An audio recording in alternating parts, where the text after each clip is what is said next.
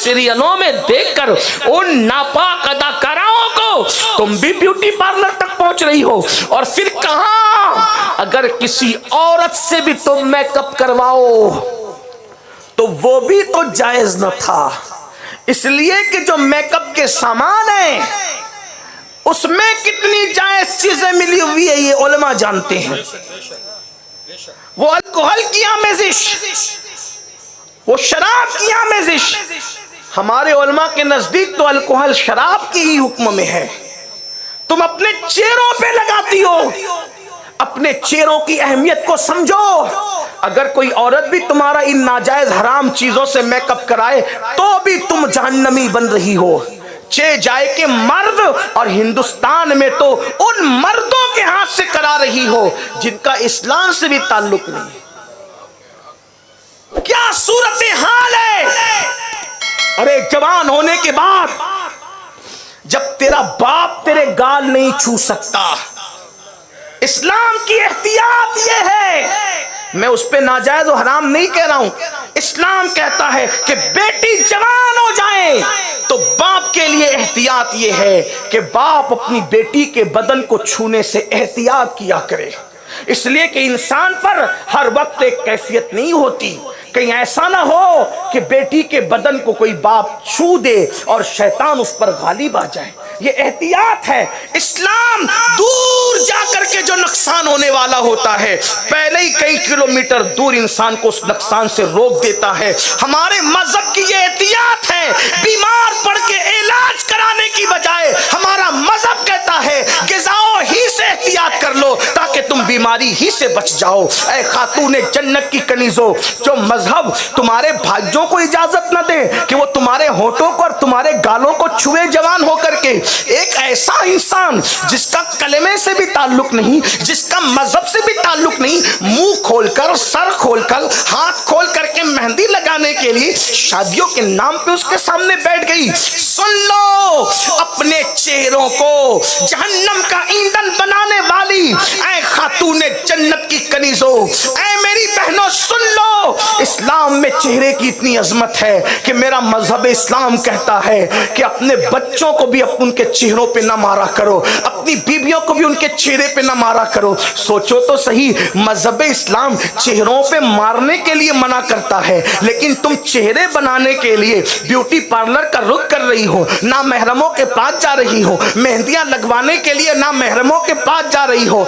तो ये चेहरा जब जहन्नम का ईंधन बनेगा को अल्लाह अकबर, जैसे मुर्ग को तंदूरी में भूंदा जाता है, उलट पलट किया जाता है। कुरान कहता है जब जहन्नमियों को जहन्नम में डाला जाएगा तो उनके चेहरों को जहन्नम की आग में उलट पलट किया जाएगा।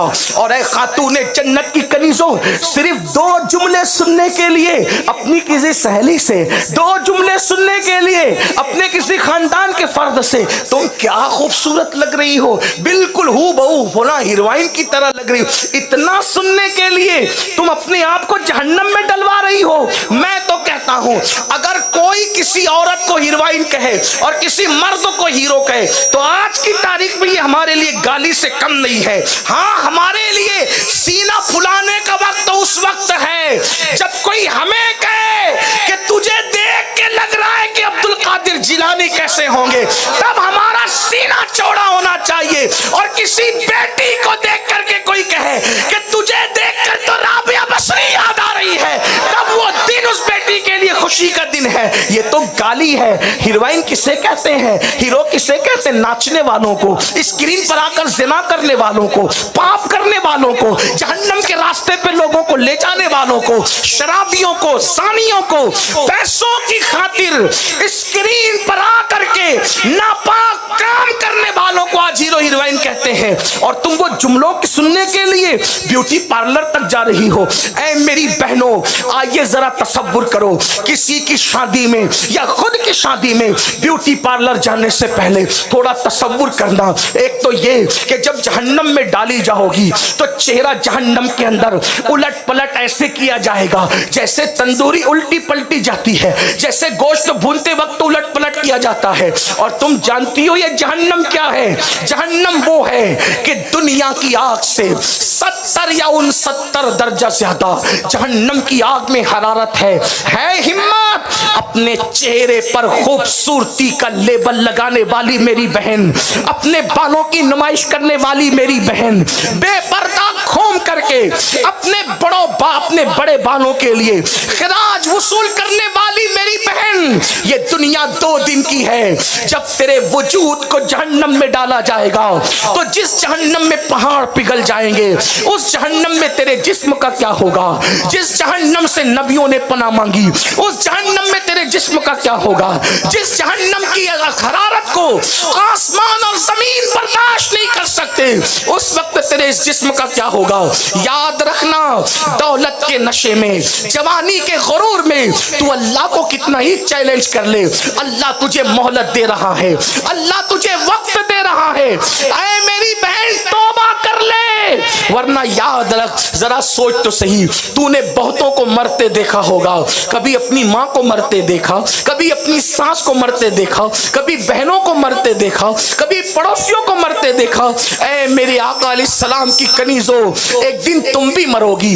कभी आंख बंद करके ब्यूटी पार्लर में जाने से पहले, बेपर्दा घूमने से पहले, किसी अजनबी मर्द से फोन पर लंबी गुफ्तगू करने से पहले, या माअज़ल्लाह सुम्मा माअज़ल्लाह किसी मर्द से मुलाकात कायम करने से पहले 1 मिनट बैठकर अपने कमरे में सोच ले, आंख बंद करके, तू भी मरेगी।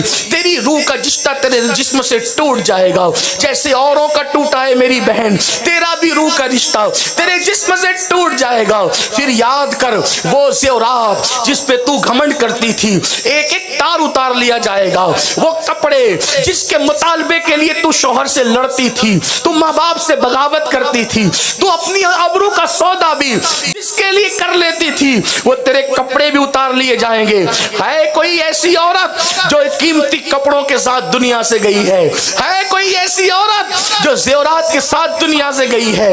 नहीं नहीं मेरी बहन, ये 2 दिन की मक्कार दुनिया है, ये 2 दिन की फरेबी दुनिया है। अल्लाह अकबर, तेरे जेवर तुझसे उतारे जाएंगे, तेरे कीमती कपड़े तुझसे उतारे जाएंगे, और एक वक्त आएगा फिर तुझे गुस्ल दिया जाएगा।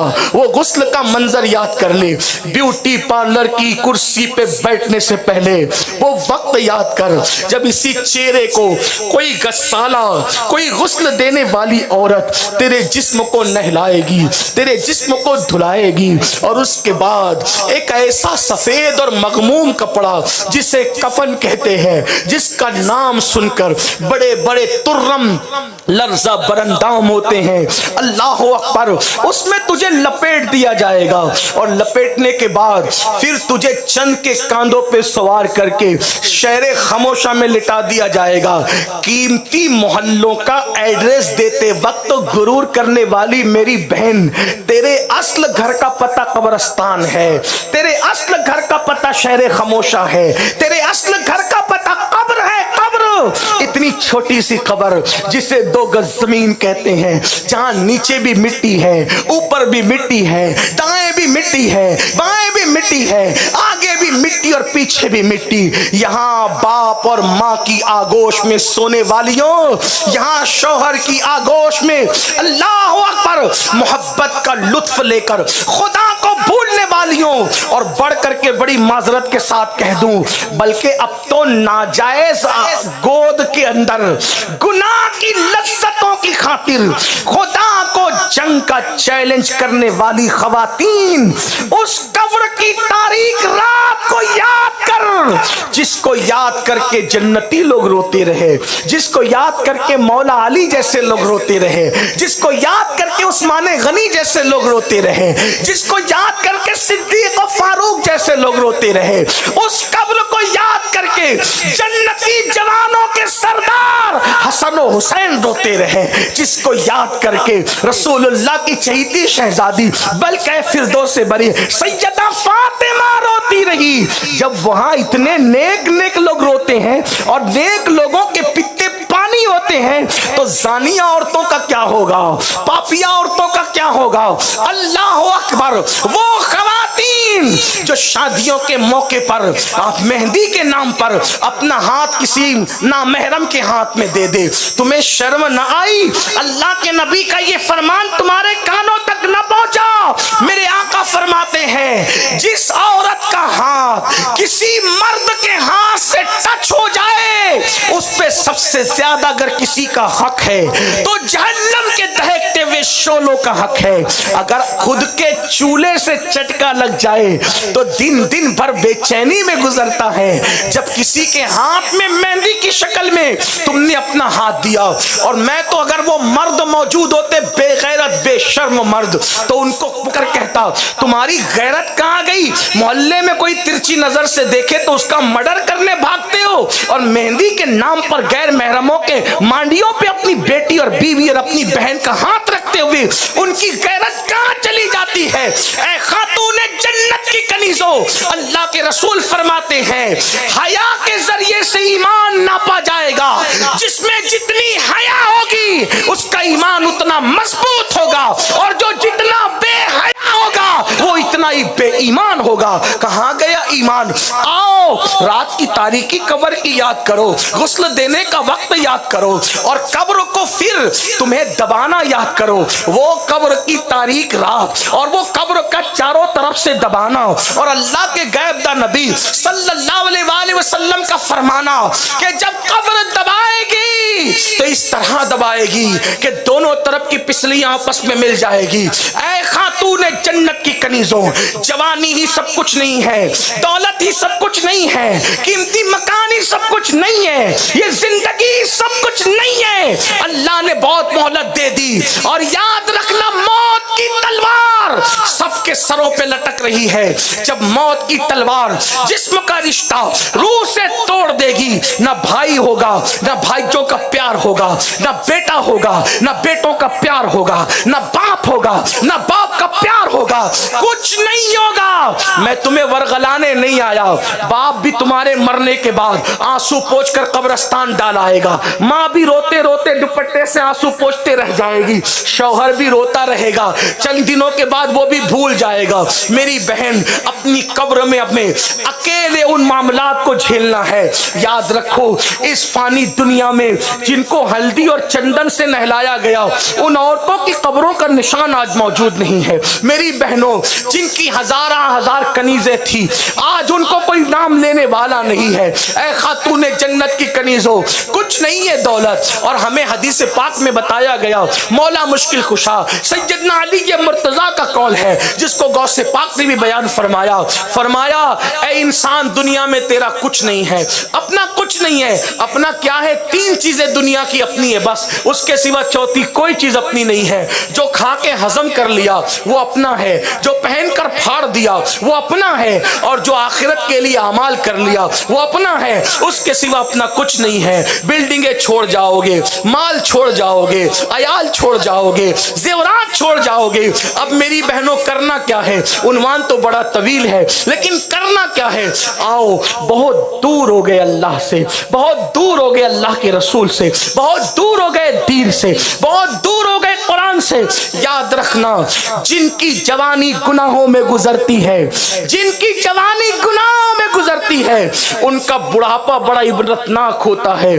जब चेहरे पे झुर्रियां पड़ेगी, जब बुढ़ापे में घुटने दुखेंगे, जब बुढ़ापे में कमर की तकलीफ होगी, जब बुढ़ापे में आंखों की नजरें कमजोर हो जाएगी, निगाह कमजोर हो जाएगी, तब अपने गुनाहों को याद करके बिस्तर में चादरों में छुप छुप के रोगे। लेकिन याद रखना अल्लाह के यहां जब बूढ़े बैल को कबूल नहीं किया जाता, कुर्बानी के लिए भी अल्लाह का कानून है। अगर कुर्बानी के लिए कोई जानवर भी लाया जाए तो जवान लाया जाए, जवान। बुढ़ा जानवर जिसकी हड्डियां भी खत्म हो गई, हड्डियों के गुदे भी खत्म हो गए, अल्लाह कहता मैंने वो कबूल नहीं करना। तो जब कुर्बानी के लिए जानवर अल्लाह बुढ़ा कबूल नहीं करता, अगर तुम सोचती हो कि जवानी में सारे पाप करके बुढ़ापे में राबिया बसरी बन जाएगी, तो ये कैसे हो सकता है? जवानी में तुम नहीं सुधरोगी तो बुढ़ापे में अल्लाह तुम्हें नहीं मोहलत देगा। इसका याद रखना, उनकी जिंदगियां इबरतनाक हो गई।